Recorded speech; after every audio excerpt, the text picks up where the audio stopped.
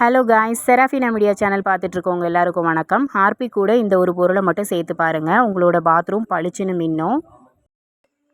நான் வந்து எடுத்துருக்கிறது பார்த்தோம் அப்படின்னா, என்கிட்ட இருந்த புளிச்ச தோசை மாவு வந்து கொஞ்சமாக வந்து எடுத்திருக்கேன். இப்போ இதில் வந்து நம்ம டாய்லெட்டுக்கெலாம் யூஸ் பண்ணுவோம் பார்த்திங்களா, அந்த ஹார்பிக் வந்து எடுத்துக்கலாம். இந்த ஹார்பிக் வந்து எடுத்துகிட்டு ஒரு 2-3 ட்ராப் வந்து அதில் விட்டுக்கலாம். நீங்கள் எடுத்துருக்கக்கூடிய மாவுக்கு தகுந்தால வந்து எடுத்துக்கலாம். மாவு கொஞ்சம் அதிகமாக எடுத்தீங்க அப்படின்னா அதுக்கு தகுந்தால ஹார்பிக் வந்து சேர்த்துக்கோங்க. நான் வந்து இந்த டப்பாவில் ஒரு அரை டப்பா அளவில் வந்து மாவு எடுத்திருக்கேன் அப்படிங்கிறதுனால இதில் ஒரு 5-6 ட்ராப் அளவில் வந்து சேர்த்துருக்கேன். இப்போ இதை வந்து நம்ம ஒரு க்ளீனிங் சொல்யூஷனாக தான் வந்து யூஸ் பண்ண போகிறோம். இதுக்காக வந்துட்டு நம்ம எடுத்துருக்கக்கூடிய பாக்ஸ் வந்துட்டு நம்ம யூஸ் பண்ணாத பாக்ஸாக வந்து எடுத்துக்கணும். இந்த மாதிரி வந்துட்டு பிளாஸ்டிக் பாக்ஸ் அப்படியே எடுத்துட்டீங்க அப்படின்னா நெக்ஸ்ட் டைம் வந்து இதை வந்து யூஸ் பண்ணக்கூடாது. அந்த மாதிரி வந்து பார்த்து எடுத்துக்கோங்க. இதை மிக்ஸ் பண்ணுறதுக்கான ஸ்பூனுமே வந்துட்டு பார்த்தே வந்து எடுத்துக்கோங்க. இப்போது ஹார்பிக்கை வந்து இதில் கலந்துட்டு நல்லா வந்து மிக்ஸ் பண்ணி விட்டதுக்கு அப்புறமா 3ஆவதாக வந்து சோடா உப்பு வந்து சேர்த்துக்கலாம். அதாவது பேக்கிங் சோடான்னு சொல்லுவோம் இல்லையா, பேக்கிங் சோடா சேர்த்துட்டு நல்லா வந்து கலந்து விடும்போது இது நல்லா வந்து நுர பொங்கி வரும்.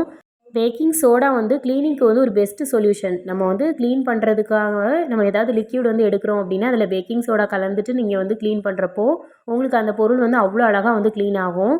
இப்போ நம்ம வந்து இதில் வந்து பேக்கிங் சோடா சேர்த்துருக்கிறதுனால நல்லா இது வந்து நுரைச்சி வரும். இப்போ இதை வந்து நல்லா வந்து நம்ம மிக்ஸ் பண்ணி விட்டுக்கலாம்.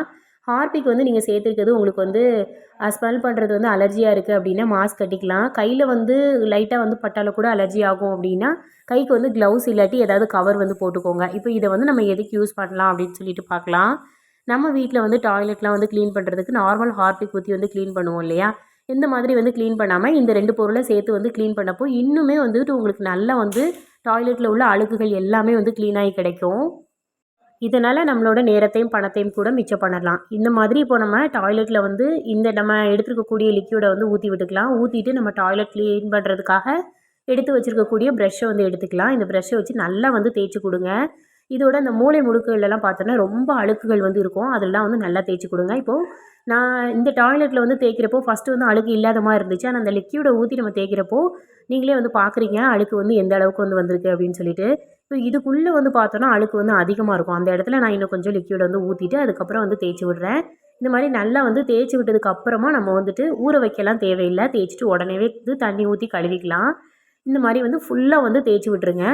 இந்த டாய்லெட் ப்ரஷ்மே வந்து இந்த மாதிரி 2 சைடு இருக்கக்கூடிய ப்ரஷ் வாங்கினீங்க அப்படின்னா உங்களுக்கு க்ளீன் பண்ணுறதுக்கு ரொம்ப ரொம்ப ஈஸியாக இருக்கும்.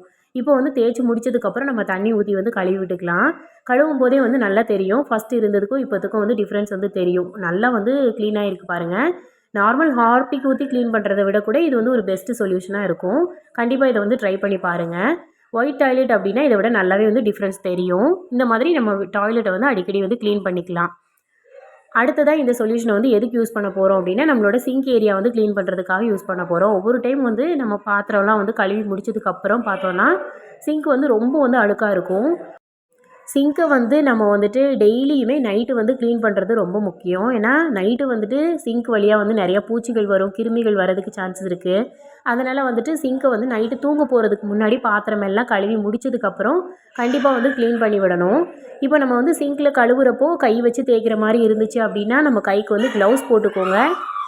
அப்படி இல்லை அப்படின்னா இந்த மாதிரி வந்துட்டு கவர் ஏதாவது கட்டிக்கோங்க. இப்போ நான் வந்துட்டு இதில் வந்து ஸ்டீல் ஸ்க்ரப்பர் ஒன்று பழைய ஸ்க்ரப்பர் வச்சு தான் வந்து தேய்க்கிறேன். உங்கள்கிட்ட ப்ரஷ் இருந்துச்சுன்னா ப்ரஷ் வச்சு கூட தேய்ச்சிக்கலாம். இந்த மாதிரி வந்து நல்லா ஃபுல்லாக தேய்ச்சி விட்டுட்டு அதுக்கப்புறமா நம்ம வந்து கழுவி எடுக்கிறப்போ நல்லா சிங்க் வந்து க்ளீன் ஆகிடும். இதில் உள்ள கிருமிகள் எல்லாமே வந்து அழிஞ்சு போயிடும். இப்போ நான் வந்து தேய்ச்சதுக்கப்புறமா நல்லா வந்து கழுவி எடுத்துக்கிறேன். இந்த மாதிரி ஃபுல்லாக வந்து நம்ம தேய்ச்சி விட்டதுக்கப்புறம் நல்லா வந்து கழுவிக்கலாம். இப்போ பார்த்தோன்னா சிங்கில் வந்துட்டு வெளியில் இருக்கக்கூடிய அழுக்குகளை விட கூட உள்ளுக்குள்ளே வந்து அழுக்குகள் அதிகமாக இருக்கும். நம்ம எப்போவுமே வந்துட்டு சிங்க்கை வந்து மேலோட்டமாக வந்து கழுவிட்டு அப்படியே வந்து விட்டுருவோம் இல்லையா, அந்த மாதிரி வந்து நம்ம பண்ணக்கூடாது. அட்லீஸ்ட் வாரத்துக்கு ஒருக்காவது சிங்க்குள்ளே வந்து நம்ம க்ளீன் பண்ணணும். உள்ளுக்குள்ளே க்ளீன் பண்ணுறது அப்படின்னா அந்த சிங்க்கோட அந்த ஹோலில் இருக்குது பார்த்தீங்களா, அந்த வழியில் நம்ம அதை வந்து எடுத்துகிட்டு நம்ம க்ளீன் பண்ணணும். நான் வந்து பார்த்தோம் அப்படின்னா இதை வந்து அடிக்கடி வந்து க்ளீன் பண்ணுவேன். ஏன்னா இந்த இடம் வந்து ரொம்ப அழுக்காகிற மாதிரி இருக்கும். இதை வந்துட்டு இந்த லிக்யூடை வச்சு நம்ம க்ளீன் பண்ணுறப்போ ரொம்ப சூப்பராக வந்து க்ளீன் ஆகிடுச்சு. நம்ம இப்போ ரெடி பண்ண சொல்யூஷனை வச்சுட்டு இந்த மாதிரி உள்ளுக்குள்ளே வந்து ஊற்றி விட்டுக்கலாம். ஊற்றிட்டு நம்ம ப்ரஷ் இருக்குது பார்த்தீங்களா, அந்த சின்ன டூத் ப்ரஷ், இந்த ப்ரஷ்ஷை தான் வந்துட்டு நான் யூஸ் பண்ணி க்ளீன் பண்ணியிருக்கேன். இந்த மாதிரி வந்து தேய்க்கிறப்போ மூளை முடுக்களில் உள்ள அழுக்குகள் எல்லாமே வந்து நல்லாவே வந்து க்ளீன் ஆகிடும். ஃபுல்லாக வந்துட்டு நம்ம கைப்படாமல் க்ளீன் பண்ண மாதிரியும் இருக்கும். ஏன்னா இதுக்குள்ளெல்லாம் நம்ம கை விட்டு க்ளீன் பண்ணுறப்போ கை வந்து வெட்டிக்க கூட சான்சஸ் இருக்குது. அதனால் வந்துட்டு இந்த மாதிரி ப்ரஷ் வந்து யூஸ் பண்ணுங்கள். யூஸ் பண்ணி இந்த மாதிரி வந்து உள்ளுக்குள்ளே நல்லா வந்து தேய்ச்சி விட்டுறலாம். இந்த மாதிரி வந்து வாரத்துக்கு ஒரு டைம் நம்ம க்ளீன் பண்ணாவே போதும். நல்லா வந்து இந்த அழுக்குகள் எல்லாமே வந்து போயிடும். இப்போ ஃபுல்லாக வந்து நான் தேய்ச்சிட்டு கழுவி காட்டுறேன் பாருங்கள். உள்ள அழுக்குகள் எல்லாமே போய் நல்லா வந்து வெள்ளையாக தெரியும். இப்போது இதை கழுவி முடிச்சதுக்கப்புறம் இந்த மேலே இருக்கக்கூடிய இந்த மூடி மாதிரி இருக்கும் பார்த்தீங்களா, இந்த இடத்தையுமே வந்து இந்த லிக்யூடை ஊற்றியே வந்துட்டு கழுவிக்கிறேன். லைட்டாக வந்து தேய்ச்சி விட்டோம்னாலே போதும், நல்லா வந்து க்ளீன் ஆகிடும். இதெல்லாம் பார்த்தோம் அப்படின்னா ஒரு மாதிரி வலுவலுன்னு இருக்கிற மாதிரி இருக்கும். அந்த அழுக்குகள் நின்று தண்ணியெலாம் வந்து அடிக்கடி படுறதுனால வலுவலுன்னு இருக்கிற மாதிரி இருக்கும். இது வந்து நல்லா அந்த ப்ரெஷ்ஷை வச்சு தேய்ச்சி விட்டுட்டோம் அப்படின்னா நல்லாவே வந்து அழுக்கு எல்லாமே வந்து போய் பளிச்சுன்னு மாறிடும். இந்த மாதிரி நம்ம சிங்கை வந்து அடிக்கடி க்ளீன் பண்ணி எடுத்தோம் அப்படின்னா நல்லா சிங்க்கும் வந்து நீட்டாக வந்து நம்ம மெயின்டைன் பண்ணிக்கலாம். இந்த மாதிரி வந்து நல்லா க்ளீன் பண்ணி பாருங்கள். இப்போ பாருங்கள் ரொம்பவே வந்து பளிச்சுன்னு மாறிடுச்சு. இந்த மாதிரி நம்ம சிங்கை வந்து அடிக்கடி வந்து க்ளீன் பண்ணிக்கலாம். இப்போ அடுத்ததாக வந்துட்டு நான் கொஞ்சமாக வந்து தோசை மாவு மீதி இருந்துச்சு. இந்த மாவு கூட கொஞ்சம் தண்ணி ஊற்றி வச்சுருக்கேன். இப்போ இதை வந்து எதுக்கு யூஸ் பண்ண போகிறோன்னு பார்த்தோன்னா, கிச்சன் டவல்லாம் நம்ம யூஸ் பண்ணுவோம் இல்லையா, அந்த டவல்லாம் பார்த்தோன்னா ரொம்ப வந்து எண்ணெய் பிசுக்காக அழுக்காக வந்து இருக்கும்.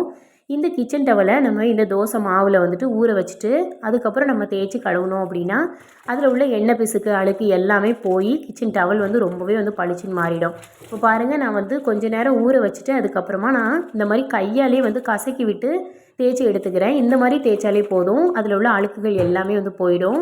தோசை மாவில் நீங்கள் வந்து தண்ணி சேர்த்து க்ளீன் பண்ணணும் அப்படின்னு இல்லை, நார்மலாக தோசை மாவு இருந்துச்சு அப்படின்னா அதிலே வந்துட்டு ஊற வச்சுட்டு அதுக்கப்புறம் கழுவலாம். ரொம்ப வந்து உங்களுக்கு அழுக்கு இருக்கிற மாதிரி இருந்துச்சுன்னா ஓவர் நைட்டு கூட நீங்கள் வந்து ஊற விட்டுட்டு அதுக்கப்புறமா நம்ம கழுவி எடுத்துக்கலாம்.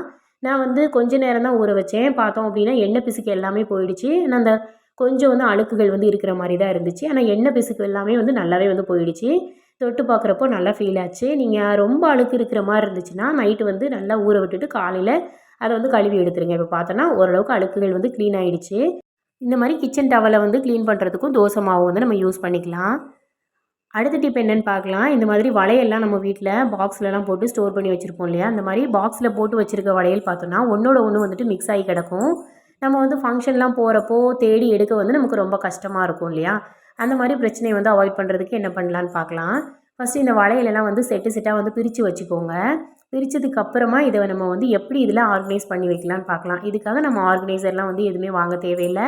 நம்மக்கிட்ட இருக்கக்கூடிய பழைய பிளாஸ்டிக் பாக்ஸ் ஏதாவது இருந்ததுன்னா எடுத்துக்கோங்க. அந்த பாக்ஸுக்குள்ளேயிட்டு இந்த வளையலே இப்போ செட்டு செட்டாக பிரித்து வச்சிட்டோம் இல்லையா, இதை வந்து நம்ம சேஃப்டி பின் போட்டு தான் வந்து அரேஞ்ச் பண்ண போகிறோம். சேஃப்டி பின் வந்து நார்மலாக மாட்ட முடியல அப்படின்னா இந்த மாதிரி ரப்பர் பேண்டை நான் வந்து வீடியோவில் காட்டியிருக்க மாதிரி இந்த மாதிரி போட்டு விட்டுட்டு அதுக்குள்ளே நீங்கள் சேஃப்டி பின்னை வந்து மாட்டி எடுத்து வச்சுக்கலாம். இப்படி வந்து வைக்கிறப்போ வளையலும் வந்துட்டு ஒன்றோட ஒன்று மிக்ஸ் ஆகாது, தனித்தனியாகவே இருக்கும். நமக்கு எடுத்து யூஸ் பண்ணுறதுக்கு ரொம்ப ரொம்ப வசதியாக இருக்கும். வளையல் கடையிலலாம் வந்து விற்கிறப்போ பார்த்தீங்கன்னா இந்த மாதிரி தான் வந்து போட்டு வச்சுருப்பாங்க. இந்த மாதிரி வச்சுட்டோம் அப்படின்னா நமக்கு வந்து வளையல் ஒன்றோட ஒன்று மிக்ஸ் ஆகாமல் இருக்கும். நிறைய வளையல்லாம் வச்சுருக்கீங்க அப்படின்னா இந்த டிப்பை வந்து ஃபாலோ பண்ணிக்கோங்க. ஒவ்வொரு வளையலையும் செட்டு செட்டாக பிரிச்சுட்டு இந்த மாதிரி வந்து போட்டு வச்சுருங்க. நம்ம அடுத்த டைம் எடுத்து யூஸ் பண்ணுறதுக்கு ரொம்ப வசதியாக இருக்கும். ஃபங்க்ஷன் டைமில் நம்ம அவசரம் இல்லாமல் கிளம்பலாம்.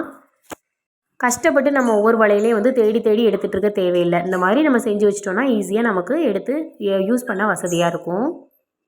நான் என்கிட்ட இந்த பாக்ஸில் வச்சுருந்த வளையல் எல்லாத்தையுமே இந்த மாதிரி வந்து போட்டு வச்சுட்டேன். கொஞ்சம் கம்மியான வளையல் இருக்குது அப்படின்னா சேஃப்டி பின்னை மட்டுமே நம்ம வந்து மாட்டி வச்சுக்கலாம். அதிகமான வளையல் இருக்கப்போ ரப்பர் பேண்ட் போட்டு மாட்டிக்கலாம்.